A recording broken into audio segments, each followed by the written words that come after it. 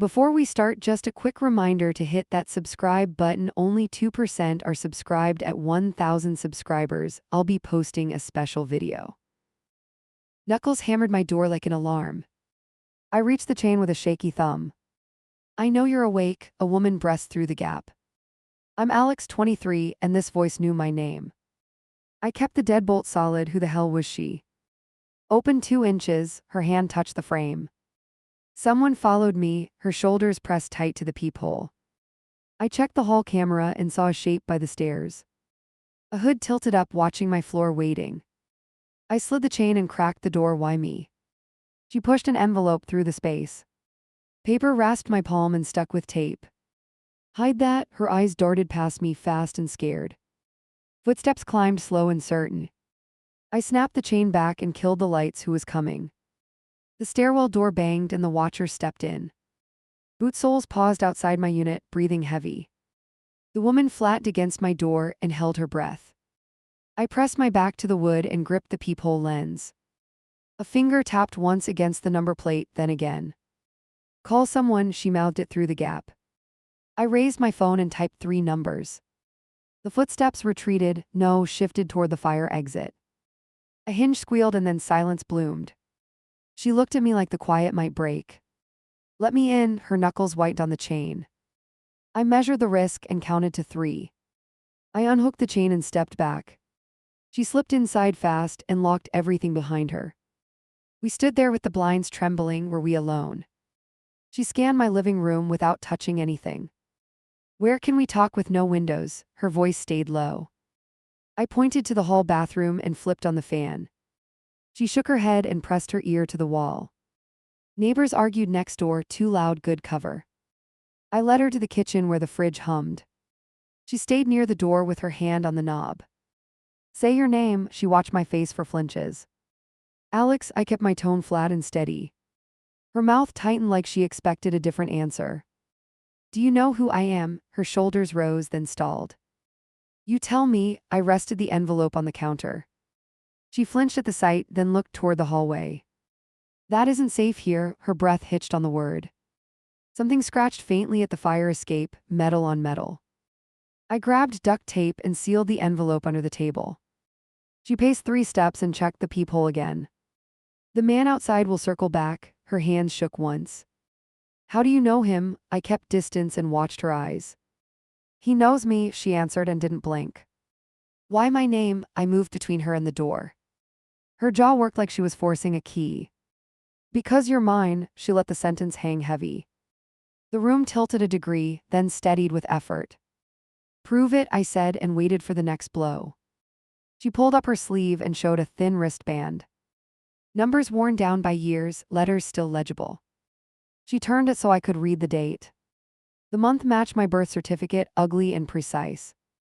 Her eyes searched me for acceptance. She found none. "Take my cheek swab now." I slid open the junk drawer. Cotton tips rolled, useful at last, not just clutter. She startled at my speed, then nodded once. I swabbed, capped, and shoved the tube into the freezer. "Clinic opens at 8, I said, and she exhaled like a promise. A thud hit the stairwell again, closer, sharper. She straightened and flattened her palms on the counter. "Back way," she whispered, chin toward the bedroom. I grabbed my keys and pocketed the extra drive. We moved fast, lights off, hearts up. In the bedroom, I lifted the window and froze. The fire escape gate had fresh zip ties. Someone had planned a stop here, not a visit. She pointed at the nightstand drawer, and I understood. I cut the ties with a small tool and didn't breathe.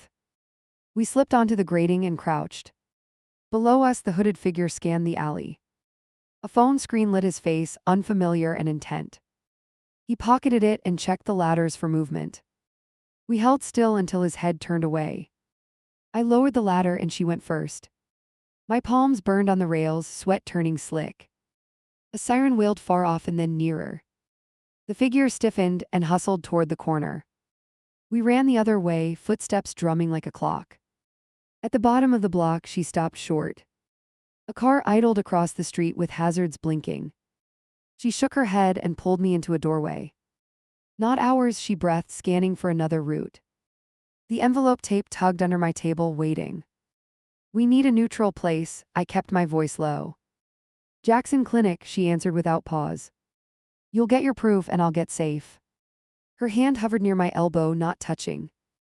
I nodded once and the choice locked in. We cut through the alley and hit the sidewalk running. A rideshare rolled by slow, hazard lights blinking like bait. She pulled my sleeve and shook her head hard.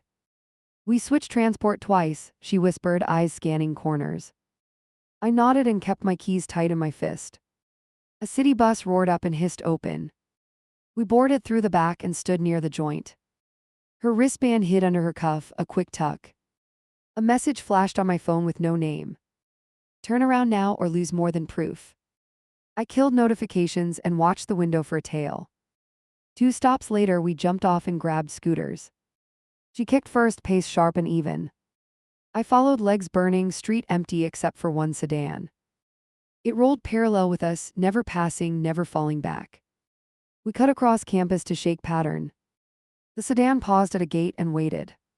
She pointed to a service path that curved behind buildings. We pushed the scooters there and kept moving. The sedan reappeared on the next block like a shadow. The medical center rose ahead with doors dark. A night guard sipped from a paper cup and watched us. Emergency testing, I said, voice steady but urgent. He looked at our faces and then at the street. Doors open at 6, he muttered, thumb on his radio. Someone is following us, she told him, hands flat. The radio crackled and he glanced at the cameras. I stepped closer to the glass and pointed behind. The sedan idled under a tree with headlights dimmed. The guard's shoulders squared and the deadbolt clicked once. He led us into the small lobby and turned the latch. Sit there, he said, chin lifting toward a bench. My legs refused to sit, energy too wired. Call the lab tech, I said, leaning on the counter. He stared, weighing rules against the car outside. A woman in scrubs appeared from a side corridor. She carried a badge and a tired, wary focus. Early intake only, she told the guard without stopping. We'll take that, I said, stepping into her path. She paused and gave us both a hard, measuring look. Reason, her fingers hovered over the clipboard. Parentage test and immediate risk, I answered, crisp. She looked at the guard who pointed to the parking lot. Another car had joined the first, engines low and patient. Her jaw tightened and she waved us down the hall. In a small exam room, she snapped on gloves. No drama, she warned, eyes on my hands. I breathed once and opened my fist slowly. She lifted 2 swabs and motioned to our cheeks. Cotton touched skin and the room held still. The samples went into barcoded sleeves with quick clicks. You pay now and wait outside, she said. Wait is unsafe, I replied, already counting exits. She studied me, then unlocked a back stairwell. Use the staff lounge until daylight, she decided, no argument. We followed her up a narrow flight and stopped. Footsteps thundered in the lobby below like boots. The guard barked something and a door slammed hard. She killed the lounge lights and drew a blind. We were never here, she whispered, breath short. My phone vibrated again with the nameless number. Last warning, Alex, bring the item or regret it. I typed one line and kept my tone neutral. What item? You have the wrong person. 3 dots pulsed, then vanished like a trap, thinking. She watched my screen and tapped her wristband. Not that, I mouthed and touched my jacket. The drive pressed against my pocket like a dare. I had grabbed it for leverage, not ornament. If they knew, the lobby would turn ugly fast. We heard the elevator ding and then stop. A key scraped the panel and overrode the halt. The scrubs woman swore under her breath. Storage room, she hissed and pointed at a door. We slipped inside with boxes and waited for noise. Boots passed the threshold and paused outside. A flashlight beam sliced under the door like a blade. I counted breaths and braced my knee against metal. The beam lingered on the crack, patient and slow. Then it moved on toward the stairwell with purpose. The scrubs woman cracked the door and listened hard. Shift changes in 20 minutes, she whispered. You leave with the first employees and blend. She handed me 2 visitor stickers and a thin receipt. Billing is fake for now, you finish later. The guard's voice floated up the stairwell, calm but firm. Public floors only until opening, gentlemen, keep moving. A laugh answered him, light but edged. Looking for someone, shoes scraped again, closer now. My fingers closed around the drive until knuckles ached. She squeezed my forearm once and nodded at the lounge. We moved back in and turned on one lamp. Act tired, she coached, pulling a chair toward me. I slouched and shut my eyes halfway like a shift worker. Footsteps approached the lounge door and then paused. A knuckle tap twice and silence followed. I coughed and rustled the receipt like paperwork. The handle twitched and then stilled under pressure. A phone rang down the hall and pulled them away. The scrubs woman exhaled and checked her watch. 5 minutes, she whispered, fingers on the switch. Walk out with me and talk about coffee. She handed the other sticker to the woman beside me. The hallway buzzed with first arrivals and soft chatter. I stood and rehearsed the lie on my tongue. The lounge door opened to a stream of employees. We merged with them, pace casual and steady. The guard met our group with a brief nod. The two cars sat across the street like patient wolves. We kept walking and did not look back. We flowed with the morning crowd until the doors slid shut. A phone call hit my ear with no caller ID.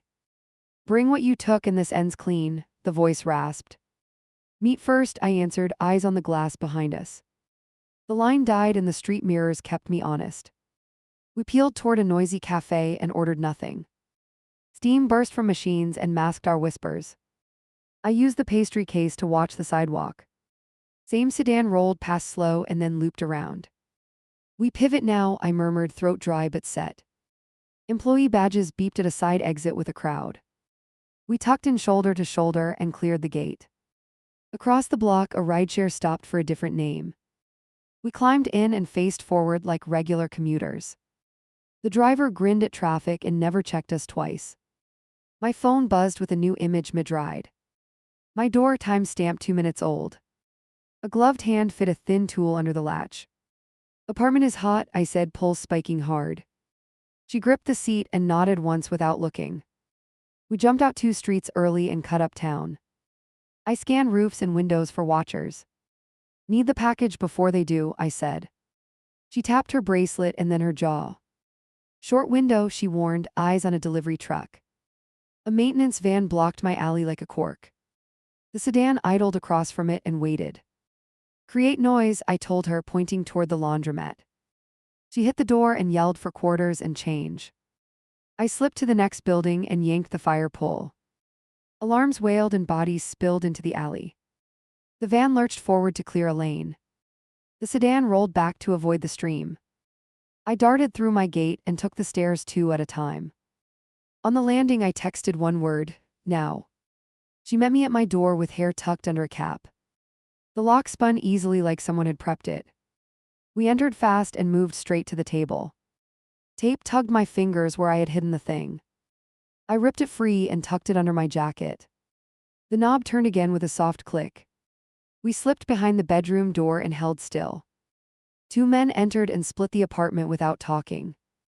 One checked frames and vents with cold patience. The other ran a handheld scanner over counters and chairs. A tiny device landed under the couch with a flick. The first man opened the freezer and smiled at Frost. Not here, he muttered, breath even and bored. They left as quietly as they came, almost smug. I counted to 5 and felt my hands shake. We slid out the back stairs and hit the street. The alarm in the next building still howled. I spotted the device under the couch through the window. I took a quick photo and kept moving. Station, I said, and she matched my pace. The central terminal swallowed us in noise and bodies. I rented a locker near a broken kiosk and leaned in. The envelope slid into steel and vanished from sight. I pocketed the key and sent myself a coded reminder. We stepped away slow like shoppers with nowhere urgent. Another photo pinged my screen with brutal clarity. My parents' driveway, their car, current weather in the frame. Your next mistake touches them, the text read, casual. Stomach dropped and then hardened to a plan. I called and used a phrase we never used. Grab the overnight bag and check the smoke detectors. My mother's breath hitched and then steadied on cue. Should we meet you? She asked, voice clipped and ready. Go to the big bookstore and stay visible, I said. I hung up and fought the urge to run there. She studied my face and read the message anyway. We split and draw heat, she offered, chin lifted. No, I answered, fingers tight on the key. We bring this to daylight before anyone else decides. She looked toward the platform and started walking. We bought 2 tickets in cash and chose the wrong direction. The plan was simple: ride out, switch lines, loop back. A teenager raised a phone and filmed our car. I turned my head and changed my posture. The doors opened and a hooded man stepped on. He stood near the joint and never looked around. His hands stayed empty but ready. I slid my reflection from the window to his shoulders. The train lurched and tunnels swallowed reception. He shifted closer, and my fingers found the emergency handle. I yanked the emergency handle and the train lurched. Brakes screamed and bodies rocked into seats. The hooded man grabbed a pole to steady himself. Door snap. Head open to dead tunnel platform. I stepped out first and waited for him to move. He followed 2 paces behind with quiet confidence. The car doors beeped like a countdown. I slipped between closing panels and stayed inside. He tried the same move and clipped his shoulder. The doors sealed and trapped him outside for now. He banged the glass once and stared hard. I held his gaze until the train rolled. He matched our speed on the narrow walkway. Space tightened and his outline stayed level with me. At the next light, he reached for a side hatch. I cut through the next car toward the conductor. A steel gate blocked the final door. I hit the intercom and kept my voice calm. Stalker in the tunnel, car 3, request police. Static answered and the train slowed again. At the next station, I pushed into the crowd. She caught up at my shoulder without a word. We rode the escalator halfway down, then reversed. 2 men waited on the concourse near the newsstand. One touched his ear and scanned for us. We ducked behind a pillar as the men split. I pulled her toward the service stairs. A cleaner glanced up, then looked away fast. We took the steps 2 at a time. Doors above us clacked as someone gave chase. On the mezzanine, I spotted a tour group forming. We slid into the cluster and lifted brochures. A guide raised a small flag and started moving. We flowed with them toward the east exit. The chase footsteps faded, then changed direction. Outside, a delivery cyclist clipped my elbow. I spun and used the moment to check our tail. A compact SUV idled near a hydrant with hazard clicks.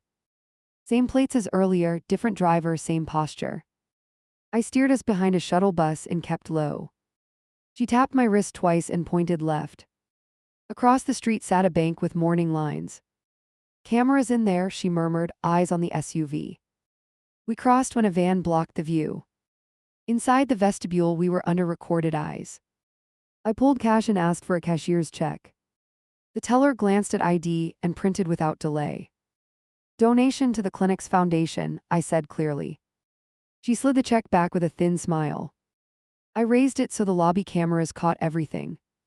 My phone buzzed with a fresh location link. A bookstore pin flashed near my parents' neighborhood. They had arrived and were waiting under public lights. The message underneath felt colder than before. TikTok family man, bring our property intact. We exited through a side door into an alley. The SUV swung around the block to watch both ends. I tossed my jacket into a trash bin and kept walking. He would stick to the jacket, not to us. A horn honked twice from the avenue like a beacon. A city bus pulled up with doors yawning wide. We boarded through the front and scanned nothing. I chose seats near the back exit. 2 stops later, a heavy coat boarded and faced us. The coat kept its hands inside and never blinked. At the cemetery stop, we jumped off together. The bus closed its doors and left us in quiet. I cut across graves toward the far fence. The coat followed at a steady, unhurried pace. I tested the fence and found a loose panel. We slipped through the gap and dropped into weeds. On the other side ran a narrow service road. A municipal pickup crawled along with a worker inside. I waved him down and pointed at the coat. That man is tailing us, I said, voice flat. The worker leaned out with a phone in hand. Hop in the back, he told us without drama. We climbed in and lay low against the cab. The pickup accelerated and the coat disappeared behind trees. I watched the mirror for any returning shape. We rode 3 minutes and bylaid near the stadium. I thanked the driver with both hands open.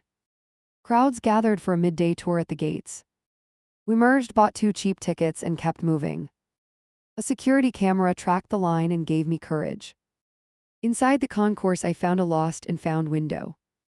I slid the locker key across and kept my tone casual. Left this yesterday, need a replacement, I said. The clerk checked a small list and passed a duplicate. She stamped a receipt and the timestamp anchored our alibi. We exited on the far side and flagged a cab. I showed the driver the bookstore pin with urgency. Fast as legal, he replied, gripping the wheel. Traffic boxed us in and the meter climbed. My phone vibrated again with a new image. The photo showed my parents at a reading table. A man in a cap stood 2 shelves back. His eyes were on them, not the books. I texted my mother one line only. Move to the cafe and buy tea now. The cab dropped us a block away for safety. We approached on foot and used window reflections. The man in the cap moved with them to the cafe. He kept a newspaper folded like a prop. I felt the drive's edge press into my thigh. We entered the bookstore by a back hallway. I nodded at an employee and asked for restrooms. In the corridor, I passed my mother the duplicate key. Her fingers closed and she palmed it smoothly. We walked into the cafe and joined the line. The man in the cap angled to see our hands. I lifted my cup like a shield and smiled. He didn't smile back and touched his ear again. 2 more customers positioned themselves near the door. The room felt tight and very small. I tapped the table twice to signal my parents. They stood and drifted toward the magazine racks. I carried our drinks to a corner by the exit. She lingered near the pastry case with her head down. We had one move and no second chance. I raised my voice just enough to carry. Locker key for the fundraiser pickup, who has it? Heads turned and staff looked at each other. The man in the cap stiffened at the word fundraiser. He stepped toward us and reached under the newspaper. I knocked my cup into him and steam burst. He flinched and lost grip on the paper. A compact radio flashed at his belt for a second. Store security rushed over with hands up. I grabbed her wrist and headed for the fire door. An alarm shrieked and the door bar slammed. Customers shouted and scattered toward aisles. The cap scrambled after us with 2 others. We hit the loading area and sprinted toward daylight. A delivery truck blocked the alley like a wall. I veered right and jumped a short chain. She matched me with clean, fast steps. Behind us, the cap barked into his radio. I hooked left through a gate toward the subway. A rumble rose under our feet like a cue. Down the stairs we flew and jumped the turnstile. A train slid in as if pulled by our need. We dove into the first car and the doors slammed. Through the glass, I saw the cap hit the platform. He watched our car leave and lifted 2 fingers. The train shot into open track and I moved cars. She stayed 2 steps behind with her chin tucked. At the next stop, I crossed to the opposite platform. A man in a baseball hat mirrored us from the stairs. I kept my hands visible and my eyes busy. We exited with a tourist group and turned sharp. A bell chimed overhead and doors hissed shut. I cut left toward street level and slowed down. The hat kept distance and talked into his collar. I felt the timeline shrink and chose a louder route. At the entrance, I waved down a transit officer. Getting threats tied to a station locker, I said. I showed the messages and the photo of my door. He scanned the screen and called it in fast. Which locker? He asked, already walking toward the gates. Central Concourse, I answered, matching his pace. She brushed her wrist and nodded like a countdown. We passed vendors and a choir of buskers. The officer spoke into his mic and flagged another unit. 2 uniforms formed a moving pocket around us. My phone vibrated with a new warning. Last call, deliver the item or we collect differently. I lifted the screen for the officer to read. Keep responding so they stay engaged, he told me. I typed a stall and watched for their reaction. We reached the locker wall and stopped. A maintenance worker waited with a tablet for access. The officer took my key and checked the number. He nodded to a camera and announced the opening. A recorded voice warned the area and cleared bystanders. I pointed at a man pretending to read maps. He had no bag and too much focus. The second officer drifted his way and asked questions. The man smiled and tried to drift off. A third uniform materialized and boxed him gently. The locker door swung out under official eyes. Inside sat the sealed envelope, edges scuffed. The officer photographed everything before touching it. He lifted it with 2 fingers and passed it over. "Yours," he said, and I felt my pulse kick. I slid it into my jacket and closed the door. Then I crouched and checked the hinge with care. A tiny disc clung to the frame with fresh glue. I pointed and the officer peeled it clean. "Locator," he muttered, and pocketed it for evidence. The baseball hat tried to slip into the throng. He flicked a look toward us and changed direction. I lifted a hand and tapped the officer's sleeve. "Blue jacket hat heading east," I said quickly. 2 units moved and the hat froze on instinct. "Not a crime to walk," he told them with a grin. "Stay available," the officer replied, tone neutral. The hat adjusted his brim and lingered near a kiosk. He was waiting for a different door to open. We did not give him one. My phone buzzed again with a new number. "Clinic limited voice, results ready with ID." I showed the officer and he shrugged once. "Go with one of us or stay with 2, he said. I looked at her and made a choice fast. "We split for 10 minutes and regroup here," I decided. The officer paired with her and turned back. I ran the short blocks to the medical center. The front desk looked up and recognized. "At the urgency." A tech appeared with a folder and a practice nod. We stepped into a small consultation room and waited. She read barcodes and checked chain of custody twice. "Preliminary match maternal," she said in a low voice. "Confirmatory report by end of day if needed." I nodded once and felt everything sharpen. "Any reason someone would fight this?" she asked. I handed over the threat screenshots without commentary. Her mouth tightened and she copied the numbers. "We can page security if you plan to wait," she offered. "I have to move," I answered and tucked the folder. Back on the sidewalk, I scanned for new tales. A delivery cart rattled by and blocked my view. Behind it, the baseball hat stepped from a rideshare. He looked straight at me and started across traffic. I cut the other way and dialed the officer. "On me again, east entrance moving north," I said. "Hold a corner," the officer replied in my ear. I ducked into a pharmacy and bought a prepaid card. The cashier slid it over and glanced at my hands. I used the kiosk to activate without delay. The hat hovered near the doors and pretended to browse. I watched him through the mirrored panel by the exit. He spoke into his chest and tried to box me in. I pushed through the rear door toward the freight alley. A delivery truck rolled in and created a barrier. I slipped along the wall and doubled back. He missed the angle and jogged the wrong way. I cut behind him and re-entered the main street. The prepaid phone chimed with a fresh message.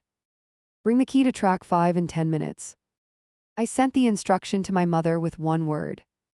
Book club, she would know the rest of the plan. The officer answered my ping with a quick location share. We converged near a pretzel stand with no pause. Track 5, I told him, they want a handoff. He scanned the board and keyed his radio. "Stall if you can, we will stage," he said. He pointed to a maintenance door with a narrow window. "Use that to watch the approach," he added. I took position and centered my breathing. A woman in a scarf walked toward track 5 slowly. She carried a tote and stopped to check a sign. The baseball hat appeared 3 bodies behind her. He leaned left to see the platform gate. 2 more men arrived and pretended to argue. My mother texted 1 more line, then silence. "Upstairs, food court, north corner."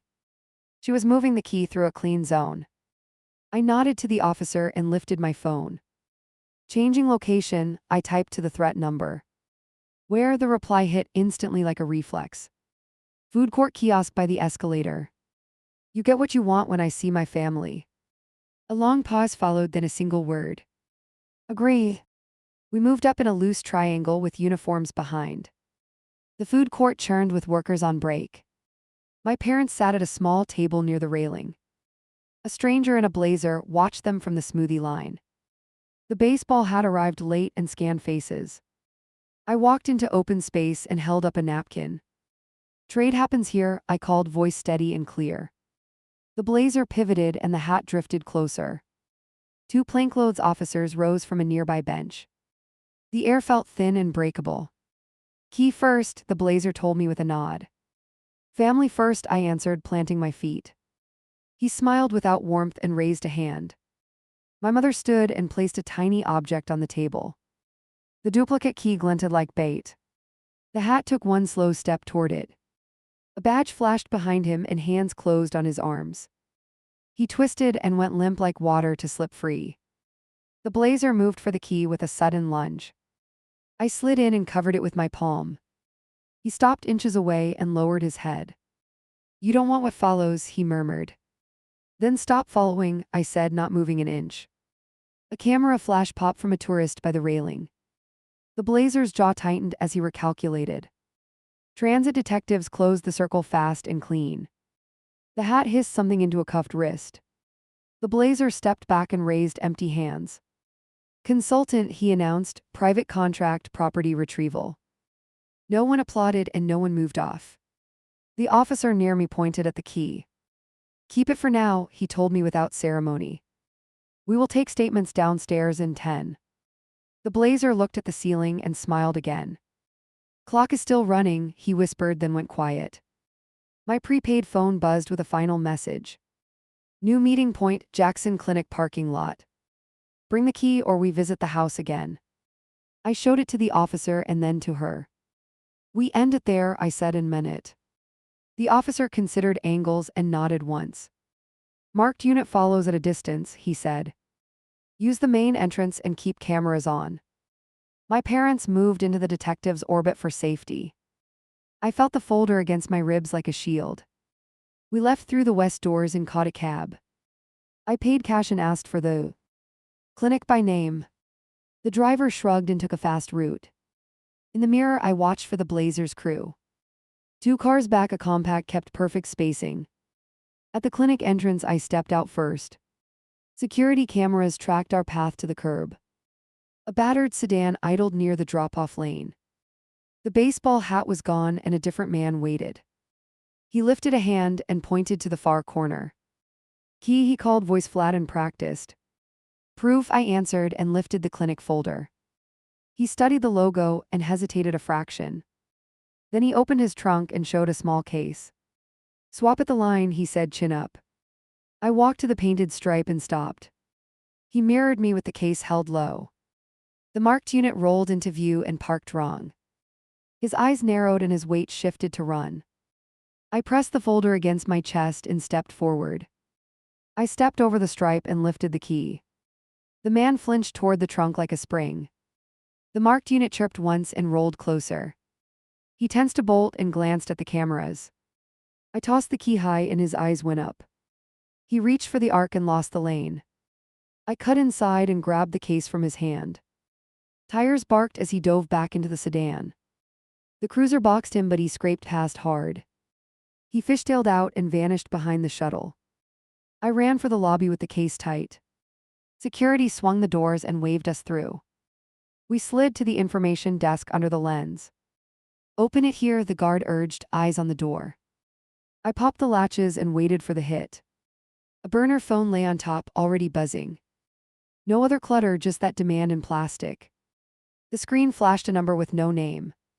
I hit speaker and set it on the counter. "You got the kit," a voice rasped, too calm. "Show me my family safe," I answered, steady. "Wrong order," the voice replied, almost bored. "North Gem, 30 minutes, bring the key." I glanced at the guard and pointed at cameras. "Which gym?" I asked and held my breath. The line clicked off like a door closing. The guard shrugged and gestured to the lot. "The old high school is 4 blocks north," he said. She touched her wristband and went pale for once. "Of course it's there," she muttered, not looking at me. The sedan from before slid past the curb slowly. Different driver, same posture, scanning the doors. The cruiser followed but kept a lazy gap. I handed the case to the guard for a beat. "If this rings again, record it," I told him. We moved to the side exit near the ramp. A tech from the clinic met us with a cart. "Use our freight corridor, fewer angles," she whispered. We followed her through a narrow passage and stopped. Footsteps pounded the main hall like a drumline. I texted the officer a single word. Jim, he replied with a time and a route. Keep to sidewalks and avoid alleys, his message read. Units will stage at the north lot. I pocketed the phone and checked the clock again.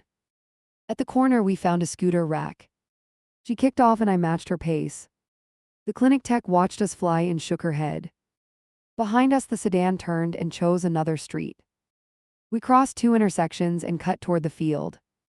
The school rose ahead with gates half open. Kids shot hoops on the asphalt and ignored everything. A banner flapped on the fence with fresh tape. The gym door stood ajar like a dare. I slowed at the threshold and listened for traps. Inside, echoes bounced and hid footsteps. A whistle blew somewhere deeper in the building. I called out one word and let it carry. Trade, my voice came back thinner but clear. A door in the far wall clicked and held. A man in a windbreaker stepped out and waited. No cap, no smile, careful eyes and empty hands. Where is the key? He asked, voice under control. Where are the people you threatened? I countered. He motioned at the bleachers and someone shifted. 2 silhouettes rose from the shadows slowly. Not my parents, 2 decoys in staff shirts. The windbreaker watched my face for a crack. I kept it smooth and tapped my pocket once. The bleachers creaked and the exit slammed behind me. The windbreaker nodded toward my jacket. Now, he said, patience gone thin and sharp. I held up the case instead of the key. Proof first, I demanded, pulling the phone out. It buzzed on cue with a short ring. A video opened with my parents at the cafe. Timestamp from 15 minutes ago, uncut and clean. They looked calm, 2 detectives at the next table. I swung the screen so the lens could see. Your leverage is dying, I told the windbreaker. He shifted his weight and scanned the rafters. Then we trade for something else, he replied. His gaze cut to the woman beside me. Her, he added and didn't blink once. She stepped closer to me and squared her shoulders. What do you want with her? I asked. Correction of records, he said, almost clinical. Names, dates, signatu. Rays all cleaned and quiet. A low squeal rolled through the vents above us. The marked unit had found the loading dock. I raised the case and pointed to the cameras. Walk to the midline, I told him, level. You speak clearly and you walk away. He laughed once and took 3 steps forward. The side door cracked open just a finger. 2 of his men eased in with lazy confidence. They spread wide and checked the corners. One carried a box with a lens peeking out. The other tapped his ear and watched our feet. I angled the phone so they landed on video. The key, the windbreaker pressed, appetite showing. I reached into my pocket and pulled out metal. Not the locker key, a copy I had cut. The teeth were wrong but the shape was right. His pupils jumped and that was enough. Final chance, I told him, letting it hang. Who pays you and where do they sit? He smiled like he knew secrets I would hate. Alumni fund, he answered, voice steady as stone. Trust board meets in the annex at noon. The gym doors blew open with a shout. Transit detectives surged in with hands up. The 2 men near the side door froze mid-step. The windbreaker lifted both palms and eased back. I pocketed the fake key and backed toward center. Everyone on the floor, the lead officer called. The windbreaker complied and stared at the rafters again. One detective cuffed the men by the door. Another moved to me and scanned the case. You good? He asked, eyes never leaving them. Answer one thing, I told the windbreaker. If I bring the right key, does this stop? He studied me like he might tell a truth. It stops when the annex says it stops, he replied. His jaw tightened around the word annex like a secret. The burner phone buzzed again on the bench. Unknown number, different threat cadence, fewer words. Wrong move, boardroom noon, bring original only. The detective read it and cursed it under his breath. He pointed to the clock and then to the door. We walked out through the service hall in a wedge. The woman kept pace and never looked back. The marked unit idled by the curb with engines ready. Annex is 2 blocks west, the detective said. Glass walls, conference rooms, plenty of cameras. I strapped in and opened the case fully. A single card lay under the phone with numbers. Routing codes, meeting ID, passphrase in short print. No letter, no photos, just action items. I handed it forward and watched decisions form.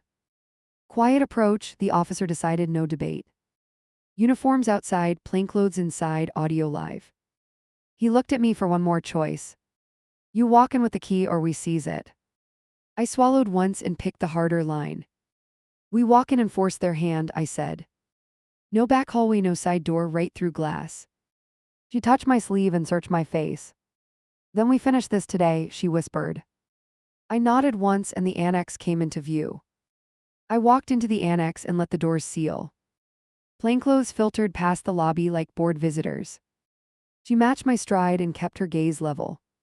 Security clocked us and reached for radios. I lifted the case and headed straight for the stairs. A receptionist rose with a practiced smile that didn't travel. Scheduled meeting, I said and showed the burner screen. Her eyes flicked to the time and then the case. Conference B, she answered, voice clipped and precise. I pushed through the glass and felt every camera watching. 12 people sat around a long table and waited. Laptops open, folders stacked, everyone composed and chilly. An older man adjusted his tie and looked bored. Deliver the key, he said as if ordering scones. I set the case down and didn't open it. Proof you can stop the threats, I told them. A woman tapped a tablet and turned it my way. A live feed showed my parents with officers nearby. Safe for now, she said, fingers still on the screen. Key and this ends without noise. Results first, I countered and raised the clinic folder. Her mouth twitched like I had told a joke. Those are irrelevant to property recovery, the tie declared. She stepped closer to me and folded her arms. Then why chase me across half the city? The tie nodded to a younger man near the door. He reached for the case with delicate hands. I snapped it shut and kept my palm on top. A security guard shifted his weight toward my hip. I angled the burner so the camera caught his move. Everyone relax, the woman with the tablet announced. She winced, then flicked to another screen. The feed switched to the gym at the school. Uniforms clearing the last men into cuffs, clean and quick. Her jaw clenched and the tie finally focused. You can watch or you can talk, I said. They already know you pulled strings at the gym. He opened his folder and slid a document forward. Non-disclosure and release upon transfer, he recited. I laughed once and left the paper untouched. She leaned in and kept her voice low. Do you know what that key opens? Enough to make you nervous, I answered steady. A thin smile flicked across her face, almost fond. Then unlock the last closet and go home. The patrol car outside coughed its siren once. Every head in the room tilted a fraction. I opened the case and placed the fake on foam. Verify it, I said and backed one step. 2 board members stood at the same time. A junior exec took the bait and hurried forward. He lifted the copy and judged the cuts. Looks right, he blurted, then froze under glares. Use it, I told him, pointing to the side door. He hesitated, then disappeared with a guard, unsure. While they checked, I tapped my phone to record. The officer's channel piped into my ear with static. Hold perimeter, building cooperating, cameras live. I set the burner beside the case and waited. The tie forced a smile that didn't reach anything. The Foundation thanks you for returning materials, he tried. Materials like me, I said and let that hang. Chairs shifted, eyes moved, one throat cleared. The woman with the tablet studied my face carefully. What did you bring besides a copy, she asked. I pulled out the locator we found on the hinge. I dropped it on the table and watched reactions. 3 people flinched, one stood, then sat again. Your contractor left that in my place, I told them. We are past courtesy and into charges. The side door opened and the guard reappeared. Key doesn't match, he reported, voice flat and small. The junior exec stared at the metal like it lied. The tie turned that stare on me, colder now. Original or this escalates for you. I opened the case's false bottom with a quick press. The real key rested there, taped crosswise. Gasps were swallowed like they tasted bad. I held it up but did not move my feet. Your turn, admit what you've done on camera. The woman with the tablet lifted her chin. We administer donor files and legacy agreements, she said. Occasionally we correct paperwork to prevent harm. She glanced at my wrist where no bracelet sat. Those corrections include sealed birth records when needed. My fingers tightened on the key until it bit. She watched. That and softened her stance a shade. You were placed legally, she continued, measured and cool. Some signatures were expedited by families with influence. The room waited to see if I understood the word expedited. Expedited by who? I asked, pulse steady and hot. She looked at the tie and then back at me. The families who sit here and those not present. The tie spread his hands like a sermon beginning. Everyone benefited, scholarships quiet, futures preserved. I set the key back in the case slowly. Here's my offer, I said, voice strong and simple. You give me clean contact details and stop surveillance. You acknowledge paternity when results go official. Then I open the storage without deleting anything. Silence worked the room like a wire pulling tight. Two members exchanged notes with clipped handwriting. The woman with the tablet took a breath and nodded once. Names and numbers under counsel present, she agreed. Transfer recorded and no private contractors near your house. The tie leaned forward and tried a different angle. You think the drive holds original scans? He asked. You think this ends with a list?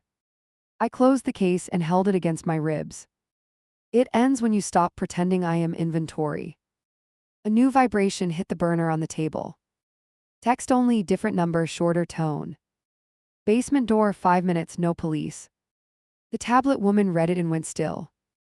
Her eyes flicked toward the elevator like a tell. Who is in the basement? I asked the room. No one answered, but 3 glances slid right.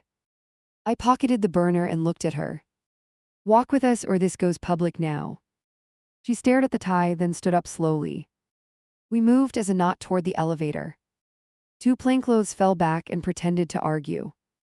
The doors opened to polished concrete and cold air. A service corridor stretched toward a steel door. Somewhere beyond, a fan hummed like a threat. A red light winked above a camera near the handle. She raised her badge and the light turned green. After you, I told the tie without warmth. He hesitated, then pushed the door and stepped through. I followed with the case and the real key ready. The room held metal cabinets and rolling carts. A single file box sat on a dolly taped shut. A man in a blazer waited with hands visible. No hat, no smile, same posture from the cafe. Place the key on the box, he instructed. Put your phone on the cart, I replied instead.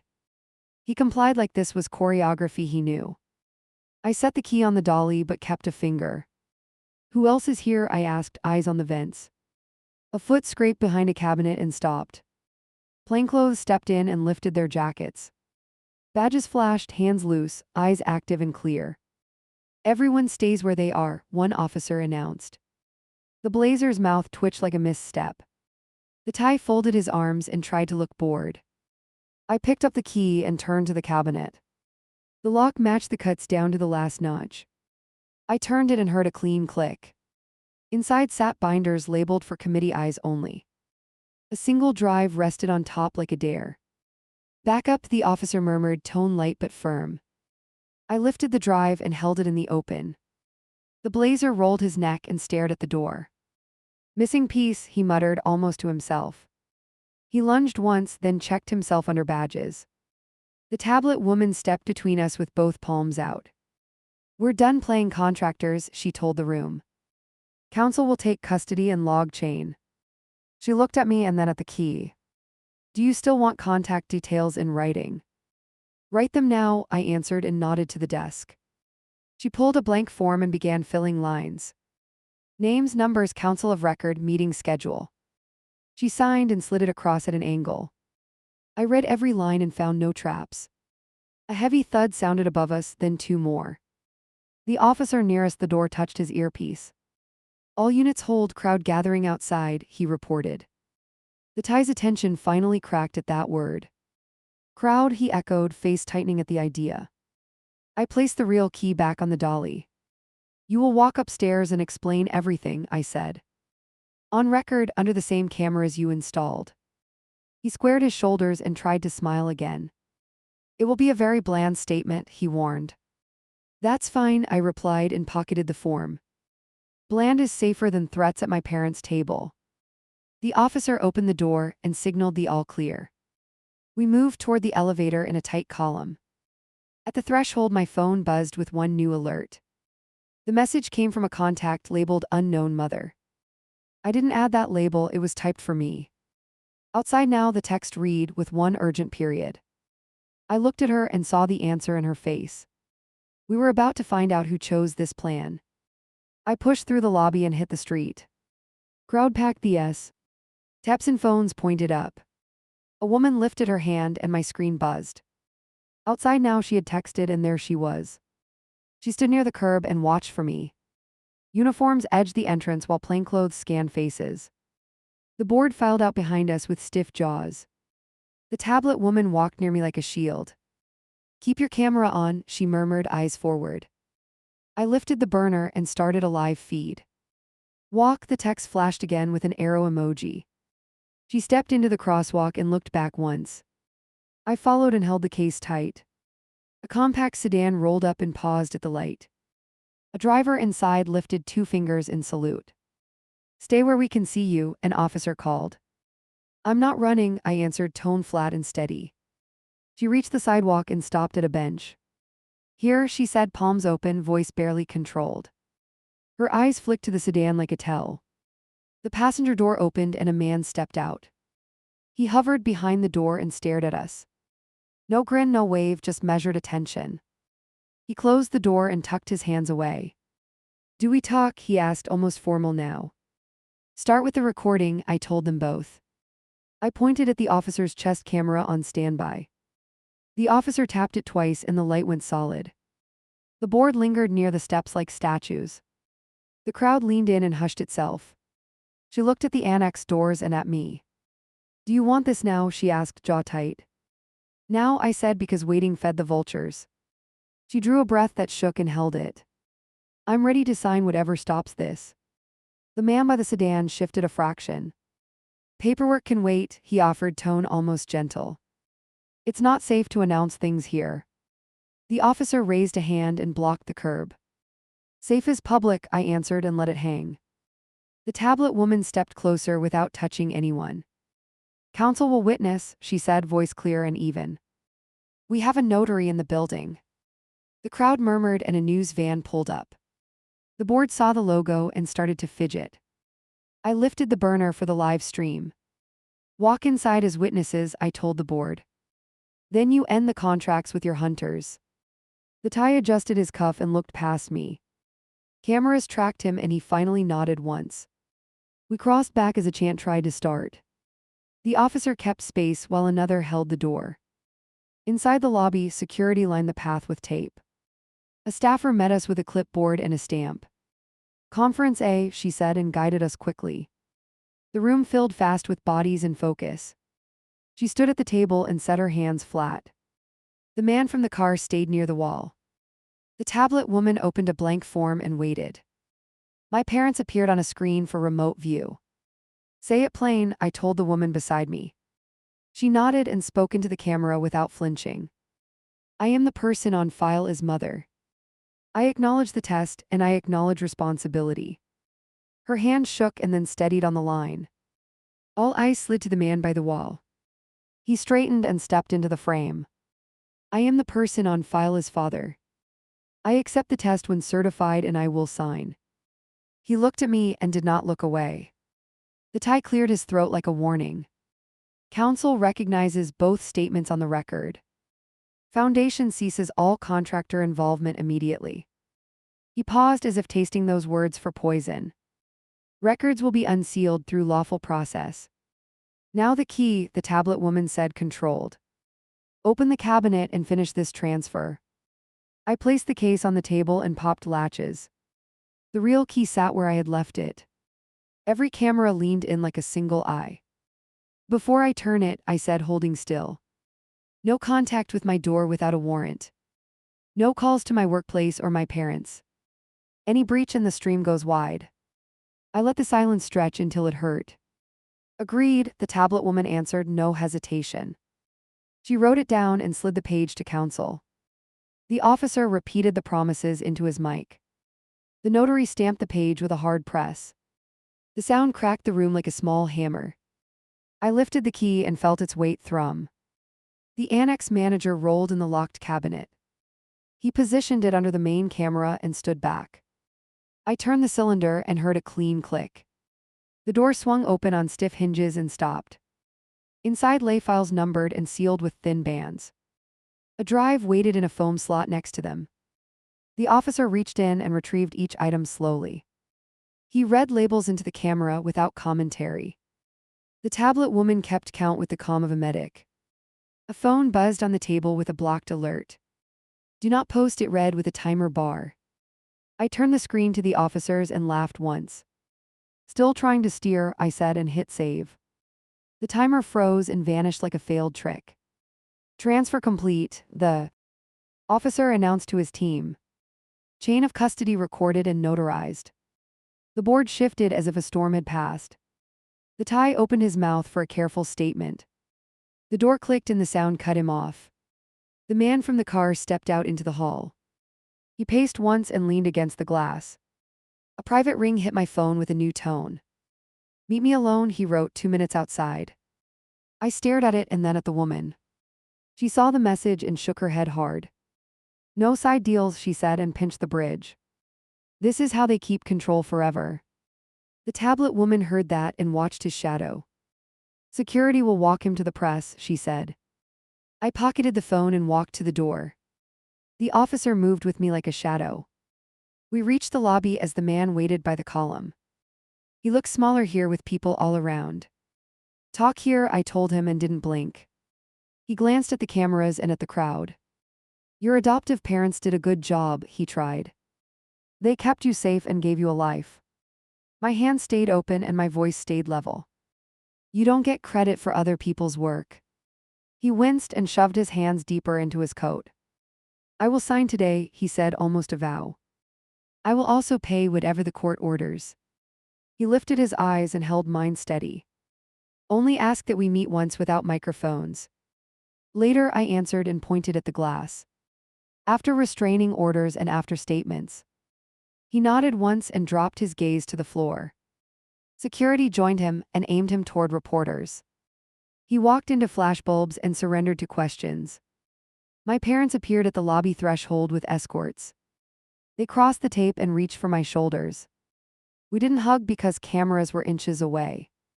We stood close enough to feel each other breathe. Home later, my mother whispered, then stepped back. The tablet woman approached with a folder and a pen. Contact schedule, she said, tone steady and practical. 2 supervised visits in neutral locations. Cease and desist notices already sent to contractors. She handed me the signed page and looked relieved. Outside, the chant finally resolved into clear words. Stop the hiding, they shouted, cadence sharp and rising. The Thai walked to the microphones with a fixed smile. He began a bland speech about process and compliance. The crowd booed and demanded real answers now. I lowered the burner and killed the stream. The officer logged the final timestamp with a nod. The notary scanned our forms for duplicates and copies. The woman beside me touched my sleeve once more. Jackson Clinic will release the full report at 5. Then we stop running, I said, and felt it land. She closed her eyes and let out a long breath. Then we start something else, she answered, voice quiet. The annex door slid open to the noise outside. I reached for the handle and chose to walk through.